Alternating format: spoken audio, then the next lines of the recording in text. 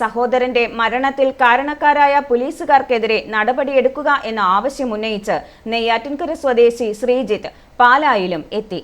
കേരളം മുഴുവൻ നടന്നു പ്രതിഷേധിക്കുകയാണ് ശ്രീജിത്ത്. മോഷണക്കുറ്റം ആരോപിച്ച് പോലീസ് അറസ്റ്റ് ചെയ്ത ശ്രീജിത്തിന്റെ സഹോദരൻ ശ്രീജീവ് 2014 മെയ് 21 ലോക്കപ്പിൽ മരിക്കുന്നത്. സെക്രട്ടേറിയറ്റിന് മുന്നിൽ വർഷങ്ങളോളം സമരം ചെയ്ത ശ്രീജിത്ത് സഹോദരന്റെ ലോക്കപ്പ് മരണത്തിൽ കുറ്റക്കാരെന്ന് കണ്ടെത്തിയ പോലീസുകാർക്കെതിരെ നടപടിയെടുക്കണമെന്നാവശ്യപ്പെട്ടതാണ് പുതിയ സമരരീതി തിരഞ്ഞെടുത്തത്. ഇവർക്കെതിരായ നടപടിക്ക് തടസ്സമായ ഹൈക്കോടതി സ്റ്റേ നീക്കാൻ സർക്കാർ ശ്രമിച്ചില്ല. പോലീസ് അന്വേഷണം അട്ടിമറിച്ചതും CBI കേസ് ഏറ്റെടുക്കാതിരിക്കാൻ കാരണമായെന്നും ശ്രീജിത്ത് പറയുന്നു. ശ്രീജിത്തിന്റെ അനുജൻ ശ്രീജീവ് 2014 മെയ് 19 പാറശാല പോലീസിന്റെ കസ്റ്റഡിയിലിരിക്കെയാണ് മരിക്കുന്നത്.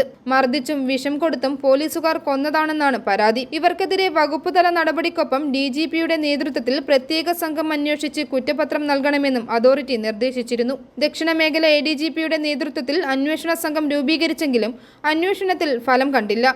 സുപ്രീം കോടതിയിൽ കേസുമായി മുന്നോട്ട് പോകുവാനാണ് ശ്രീജിത്തിന്റെ തീരുമാനം. പിന്നെ പരമാവധി ആരെങ്കിലും നേരിട്ട് കണ്ട് നമ്മുടെ ഈ കേസിന്റെ നിയമപരമായ അടുത്ത് സുപ്രീം കോടതിയിൽ മൂവിയാണ്. കേസ് സുപ്രീം കോടതിയിൽ ഒരു പ്രത്യേക നിരീക്ഷണത്തിൽ ഈ കേസ് അന്വേഷണം നടത്തി വേണ്ട കാര്യങ്ങൾ ചെയ്യണമെന്ന്, പിന്നെ ഈ വ്യക്തിയുടെ നമ്മുടെ മരണവുമായി ബന്ധപ്പെട്ടുള്ള രേഖകളെല്ലാം കോടതി പരിശോധിക്കണമെന്നൊക്കെ പറഞ്ഞുകൊണ്ട് നമ്മളൊരു ഇത് ചെയ്യണം.